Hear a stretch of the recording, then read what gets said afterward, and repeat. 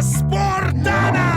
Ամենօր մեկ հատ iPhone 12 Pro Vivaro-ից ամենաբարձր գործակցով հաղթած սպորտացուն։ Կատարիր առնվազն 2000 դրամ խաղադրույք, դարձիր 30 սպորտացիներից մեկն ու տարօրվա սպորտ ֆոնը։ Vivaro, սպորտիչ հաճույքի համար։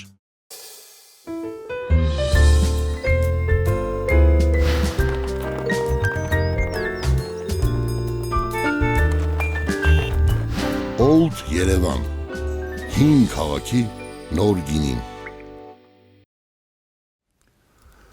Մերոնք կետայում կայքի եթերում ես շարունակում եմ։ Մերոնք շարքը բարև ձեզ։ Մի քանի օր դադարը շատ եղավ,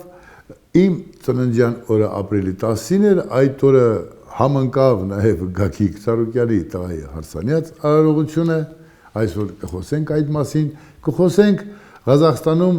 Ակտյուբինսկի հայ համայնքի ղեկավար, Հայաստանի Հանրապետության պատվավոր հյուպատոս Հայկ Տերտերյանի մասին հայկական մամուլում տարածված նյութերից եւ իհարկե կխոսենք նաեւ վերջերս մեզ բոլորիս ցնցած գերիների խնդրից։ Սկսենք գերիների խնդրից։ Ես զարմանում եմ, երբեմն հայհոյանքը ակամայից գալիս է այսպես լեզվից ծայրին, որ մի երկու քաղցր խոսք ասես։ Ես չգիտեմ, որ սրիկանները սադրեցին։ Անդիմությունը սադրեց, որ գերիները գալիս են, թե իշխանությունները անիմաստ հայտարարություն տարածեցին։ Ոչ նրանք հերքեցին, ոչ նրանք։ Եթե մենք իշխանություն ունենայինք, այս հարցի պատասխանատունները կհայտնաբերվեին իսկույն։ Հավատացեք ինձ, ով տարածեց, թե ինքնաթիռով գերիները գալիս են։ Ինչու իշխանությունը պատասխան չտվեց։ Ինչ կատարվեց այդ մարդկանց հետ։ Ով էր այն ստոր արարած, այն սրիկան կամ այն սրիկանների ոհմակը, ովքեր նման հայտարարություն արեցին եւ մարդիկ, այսպես ասած, օդանավակայանից պաշտպանության նախարարություն հասան։ Ինչ անեն մարդիկ։ Մարդկանց զավակները գերի են։ Շնորհիվ պետության, իշխանության, անկազմակերպվածության, վատ զինվորի, վատ սպայի, վատ կազմակերպիչների, վատ իշխանավորի շնորհիվ նաև նախկին թափթփուկ հանցագործների, ովքեր այդպիսի բանակ հանձնեցին մեզ, ովքեր տարիներ շարունակ կերան բանակը։ Հիմի ով էր սադրել։ Ես հասկանում եմ մեր գերինկաց տղերքի ծնողներին։ Մենք բոլորս անցել ենք այդ ճանապարհը։ Ամենքս յուրովի։ Մենք գերի չենք ընկել, մեկի բախտը բերել է, մյուսինը չի բերել։ Չգիտեմ, ամեն ինչ տեղի է ունեցել, բայց այսքան ամենաթողություն, այսքան գարշելի դատարկություն դեռ մեր երկրում չի եղել։ Ես սա ցավով եմ ասում։ Լավ, մենք իշխանություն չունենք, մեկը մի բացատրություն տա։ Այս ինչ օրինակ գցել էս երկիրը։ Փեսա Միշիկի լկտի պահվածքի մեղավորը պարոն Փաշինյան դուք եք։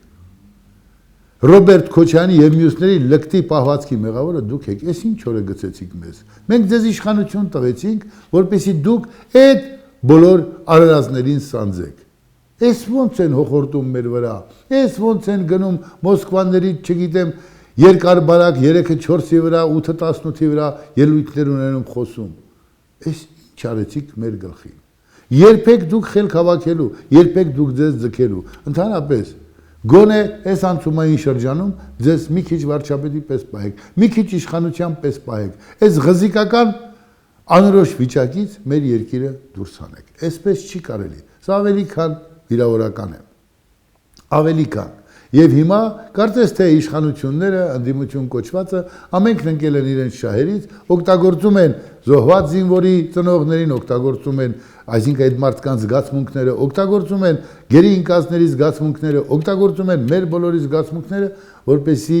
մեկը մյուսին հանդեպ առավելություն ունենա։ Արդյունքում հոշոտում են մարդկանց հոգիները։ Եվ մենք չունենք իշխանություն, կարծես թե ով ասի, այ այսպիսի հայտարարություն ասվեց, այսպես, ժողովուրդ կներեք։ Այդ ուրեիք ուղղաթիռներով թռչում, գալիս հետ գնում, պաշտպանության նախարարությունում, այս ինչ վիճակի մեջ եք դուք ընկել։ Դուք, չգիտեմ, էլ ինչ ասեմ ձեզ։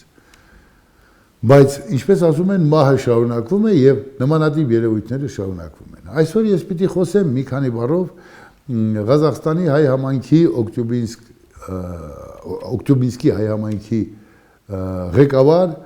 Հայաստանի պատվավոր հյուպատոս Հայկ Տերտերյանի հետ կապված իրավադարձությունների մասին։ Շատ կարճ այն ինչ գիտեմ։ Հայկ Տերտերյանը շուրջ 40 տարի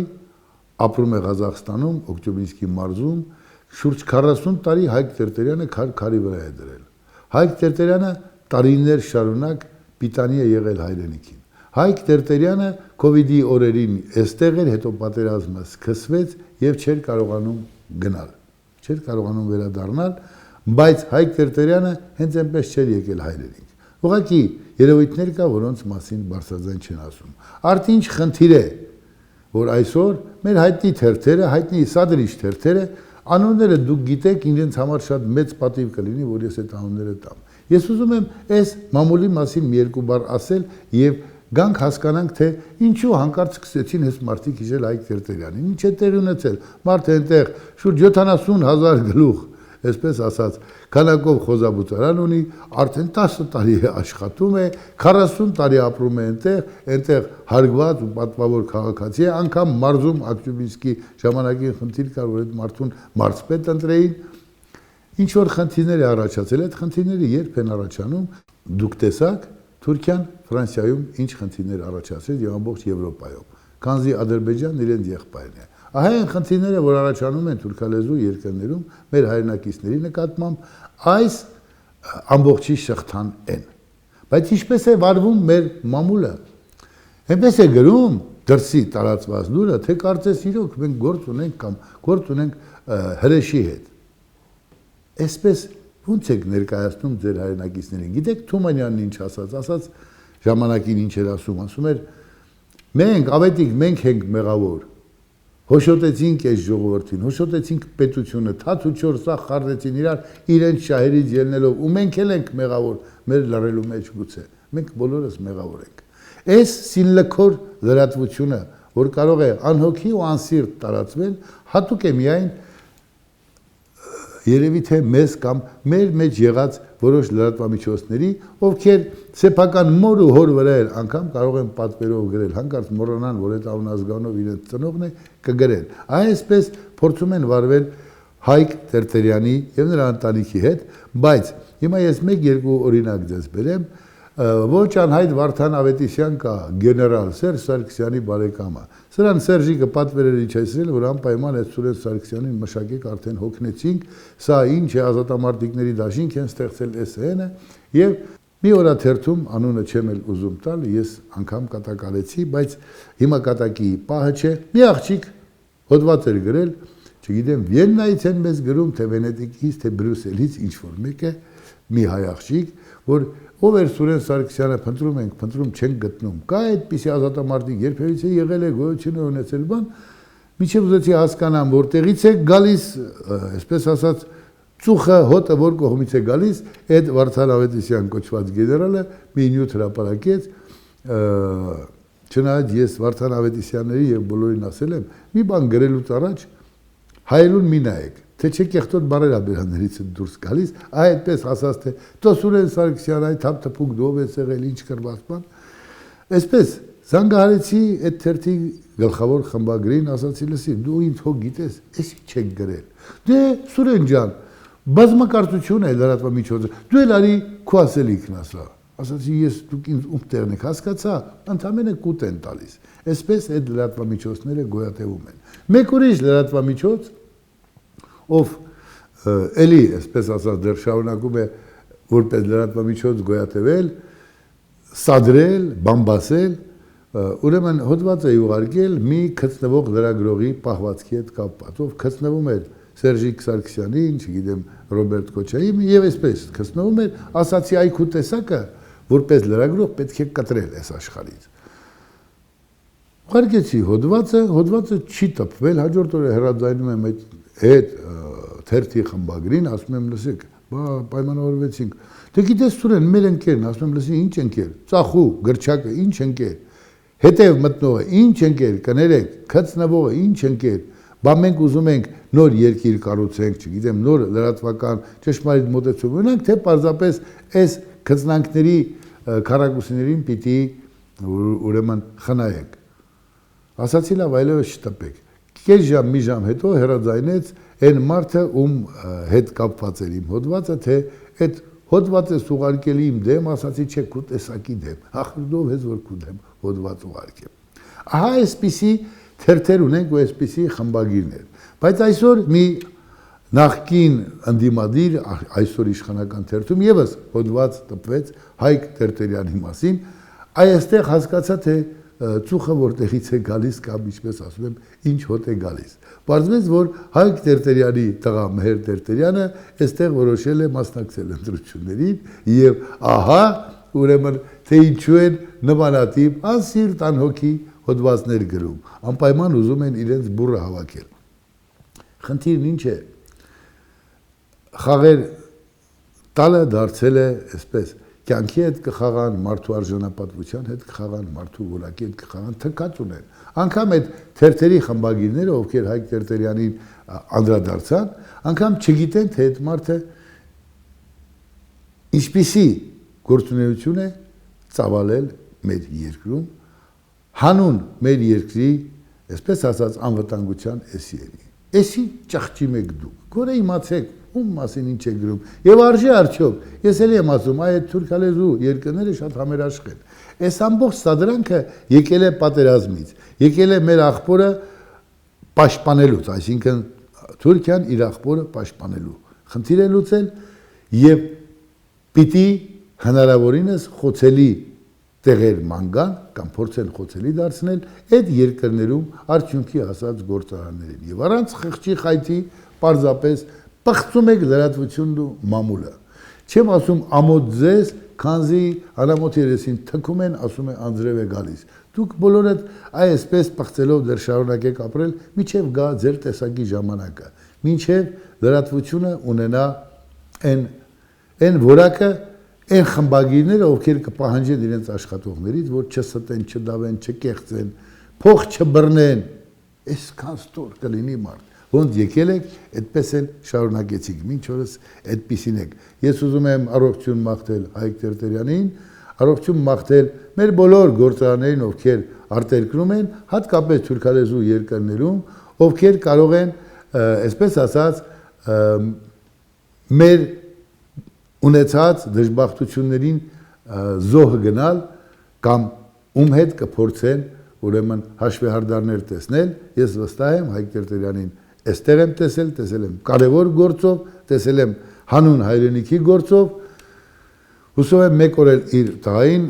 Մեհերին, ում ես չեմ ճանաչում, Տերտերյան կհրավիրեմ եթեր, կխոսենք այս մասին, այնքան ինչքան կարելի է։ Բայց բոլորին ուզում եմ առողջություն ու հաջողություն մաղթել, մենք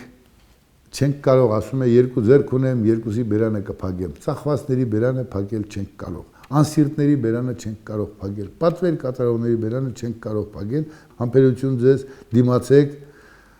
մեր շիտակ աղոթքներով եւ ինքներդ, այսպես ասած, ձեր ուժերի վրա հույս տնելով։ Կներեք, դա Հայաստանը չի, դա հայ ժողովուրդը չի, դա պարզապես մարդիկ են, ովքեր սիրում են փող բռնել։ Ահա այսքանը Հայկ Տերտերյանին եւ նմանատիպ երևույթների հետ առնչվող մարդկանց բաժին, էլի կներեք մեզ, իսկ մենք շարունակենք ուրեմն մեր հաղորդումը 3 ապրիլի 10-ին իմ ծննդյան օրն էր։ Դե ինչ պիտի անեի։ Իմ 50-ամյակին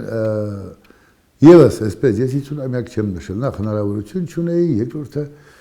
աղմկոտ խնջույքներ չեմ սիրում։ Կարա լինի շատ մեղմիկ, այսպես ասած, տնավարի հավաք, այդպես 2 օր առաջ ապրիլի 10-ին իմ ընկերը արտերկրից եկավ, թե Սուրեն, մի 20-30 ընկեր հավաքենք գնանք ռեստորան, ասացի չէ։ Մայրս վատառողջ է, մայրս ինձ չի ճանաչում։ Երբ ասում եմ ես քո Սուրենն եմ, ասում է չէ 92-ի Կրմում զոհվել է իմ Սուրենը։ Եթե ուզում ես ինձ մամա ասես ոչինչ, ես մորս չեմ թողնի։ Տղաներից մեկը պիտի մնա չի լինի, արի մի 4-5 հոգով մի քանի կիլոգրամ միս վերցնենք, մի բաժակ բան խմենք։ Նստեցինք, խմեցինք, հիշեցինք մեր մայրերին, հիշեցինք մեր հարազատներին, մեր քույրերին, մեր երկիրը։ Արցախից է իմ ընկերը, ով եկել էր, Նարվիկը, այնտեղ էր նաև Հադրութից Ռաֆոն, այնտեղ էր նաև Վալերի Հարությունյանը գրող։ Հիշեցինք մեր կորուստները, ինչպես Թումանյանն էր ասում, Այրանուշի մեջ անսիրտ անեծքով հիշեցինք նրա անտեր մնացած խեղճ յարի մասին։ Այդ անեծքով ու մի քիչ ավելի բարձր հիշեցինք Արցախը հանձնողների մասին, բոլոր այն գեներալների, բոլոր են այսօր ընդդիմություն խաղացողների, ովքեր կազմակերպեցին, հանուն նրա, որ այս եղած իշխանավորին դրա արդյունքում շուտ բոմբի պես հանենք, ոչինչ մենք հետո հետ կվերցնենք։ Ահա այսպիսի խաղ խաղացին մեր գլխին, հավատացեք ինձ։ Ամեն ինչ կաթիլ կբացվի, իլերում են այն բաց անպատասխանատու սպանների, կային նաև նպատակասլաց բառից կեղտոտ իմաստով սպաններ, ովքեր կատարեցին իրենց ծույլ գործը, ովքեր հայտարարեցին, թե հադրութն արդեն հանձնված է, ովքեր խուճապ տարածեցին հանուն մի գաղափարի։ Շուտ է սանդել Նիկոլին խփեն, վերջացնեն այս խնդիրը։ Սա էր իրենց երազանքների երազանքը։ Նիկոլի խփել չխփելը չի իմ մտահոգությունը, բայց երկրի հետ խաղանող ստահակները չպիտի ներվեն։ Ահա այսքանը չմոռանանք։ Այդպես նայեցի մորս դեմքին ու սկսեցի քթից տակ իմ բաղաձայնով դնդնացնել գույները փոփոխվան, եղար ցրտահար, աշնան, կամու նման սպիտակ մազեր, ձեր դուրս գալու տեղը իմ հոգին դուրս գա չընկնե այսօրվան սպիտակ մազեր։ Հիշեցինք մեր հարազատների, մեր զինվորին, մեր բանակին, մեր պետությունը, մեր երազանքները։ Շնորհակալություն բոլորիդ մաղթանքների համար, երախտապարտ եմ։ Երանի մի հնարավորություն լիներ, մի մեծ տոնախմբություն անեինք, բայց ոչ ինձ մեծ արելու, այլ ընդհանրապես գա տոնախմբության ժամանակն ու անենք։ Հետո համացանցը բացեցի, տեսա, որ Պիզայի աշտարակի նմանությամբ մի բան կա, պարզվեց, որ Գագիկ Ծառուկյանի տղայի հարսանեկան տորթն է։ Հետո աչ ու ձախ, չգիտեմ, անեցքներ, նզովքներ, հայհոյանքներ, վայ աման, վայ, գետինը մտնիկ, այս ինչ է կանում, բան։ Գետինը մտնելը դնենք մի կողմ։ Գիտեք, խնդիրն ինչ է, երկու մարդ ամուսնանում են, երկու սիրող սիրտ, հուսանք, որ սիրող սրտեր են և իրենք ամուսնանում են։ Ասենք այդ երկու երիտասարդին առողջ ու բախտավոր լինեք։ Բայց մեզանից յուրաքանչյուրը երազանք ունի, իր երազանքում տարբեր գույներով է տեսնում, թե իր երեխայի հարսանիքն ինչպես կանի։ Իհարկե ծիծաղելի է նմանատիպ հարսանիքը, ոչ միայն այն պատճառով, որ մենք այսքան զոհեր ունենք, ձախողված պատերազմ ունենք, ընդհանրապես չտեսական որևէ դրսևորում ծիծաղելի է, զավեշտի առարկա է։ Բայց ես էլ ձեր նման, երբ տեսա, ասենք հարցն ու փեսան բարձրանում էին դեպի առանձնատուն և այնտեղ մի 20-30, այսպես ասած դհոլչի էին, դամբադադամբամ, բամ, ինձ թվաց թմկավերթի առումն է, կամ էլ ասենք Շուշին հետ ենք գրավում, չէ, հարսանիք էր, երկու մարդ ամուսնանում են, թող երջանիկ լինեն, բայց չտեսությունը իհարկե հարիր չի և ինչ ասեմ, ամենքս մեր կարող եմ արդ շատ հնարավորություն լինալ, բայց այնպես պիտի ապրես, որ քեզ չհայհոյեն, այնպես պիտի ապրես, որ բոլորի սրտով լինի և սկարծում եմ դա շատ ավելի կարևոր է, քան ցուցադրական Պիզայի աշտարակի կես բոյով տորթերը, չգիտեմ, ուղղաթիռներից կոնֆետների տարապ թափելը մարդկանց գլխին, իմաստը չեմ հասկանում, քանզի շատ նմանվեց այդ ճոխությունները մեր միջնադարի բանաստեղ Նահապետ Քուչակի հայտնի բանաստեղծության կտորին, ասում էր 3 ցորեկով, բարով, տանեին մեկ յար միջորով, ըզնաճորով է տարած կամ խապված է զինքն դրամով, սերն որ դրամով լինի, զինքն այրել պիտի կրակով, սերն խնձորով պիտի ու դրեմ շեքարով։ Այսպիսին պիտի լինի, մնացածը ավելորդ գաստրոնոմիա, ավելորդ ճոխություն, ծիծաղի առարկա, այնուամենայնիվ երիտասարդներին բարի բախտ, երջանկություն, հուսամ, որ նրանք չէին այսպիսի հարսանիք ցանկացել, ծնողների, այսպես ասած, կամակորություններ կամ որակներ, հուսանք, որ իրենք ավելի բարձր որակի սեր և հայրենիք կունենան իրենց սրտում։ Բայց ինչ ցուցանեց այս հարսանիքը և ինչ ցուցանեց այս երևույթը, այո, որ ապե ես թագավոր եմ, թագավորը ասենց թագավորական հարսանիք պիտի անի։ Կոպեկ չարժեր իհարկե, բայց այսօր մեզ սպառնում են մեր վաղուց ձեռնոց էր նետված մեզ, հասարակությանը, հայ ժողովրդին, ոչ միայն Ծառուկյանի մասին է խոսքը, այլ իզմի մասին, այլ տեսակի մասին, որ տարիներ շարունակ իշխել է մեր երկրում։ Քոչարյանը, իր աղջկան, հարսին, կղզիներով, էսովենով, Սերժ Սարգսյանը բադեն-բադեններով բանով, ասում են ժողովուրդ, այդտենց լավ էինք ապրում, այսենց հարսանիքներով։ Մի քանի նեգրուհի եմ բերում, չգիտեմ, գայթակղիչ ցցուն մասերով, պատածվում կողքները, մի երկուսը զոնտիկներով բռնած, տեսեք կյանքը սա է։ Այ հասարակությանը այս ձեռնոցը նետվեց, կամ հերթական անգամ հիշեցվեց, թե ինչից մենք պիտի ազատագրվենք։ Եթե մենք չազատագրվենք այս չտեսությունից, մենք երկիր չենք կարողանալու կառուցել։ Եթե մեր իշխանությունները շարունակեն այսպես անմեղսունակ լինել եւ հերթական անմեղսունակներին ընտրենք, մենք կործանելու ենք մեր երկիրը։ Այս պահին մենք մի ելք ունենք՝ դառնալ քաղաքացի, ճիշտ մտածել, տեսնել, առաջնել ու ճիշտ ընտրություն կատարել եւ կռվել այդ ընտրության համար եւ կռվել երկրի համար, կռվել մտովի, կռվել գաղափարով, կռվել զենքով։ Շուն ու գելին տալու հայրենիք չունենք, չտեսներին տալու ոչինչ չունենք։ Հաջորդ քաղաքական թեմաներին կանդրադառնամ մեր հաջորդ հաղորդումների ժամանակ, թե ինչ է կատարվում, ասեմ ձեզ, որ կենացները քաղցրանում են, ծիծաղը շատանալու է, դառը ծիծաղը, բայց պիտի փորձենք այդ դառը ծիծաղով անցնել առաջ, հաղթել, քանզի այլ ընտրանք չունենք։ Ոչ միտեղ հայրենիք չկա, Հայաստան չկա։ Այստեղ է ու մեկ էլ մեր հոգու մեջ, ուր էլ գնանք, մեր կարոտն այստեղ է լինելու։ Ուրեմն ելքը տեղում ճիշտ կողմնորոշվելն է, ճիշտ երկիր կառուցելու ճանապարհին եւ ոչ երբեք թողել ու փախչել։ Ուր ենք փախչում։ Ինքդ քեզանից, ոչ ես փախչի։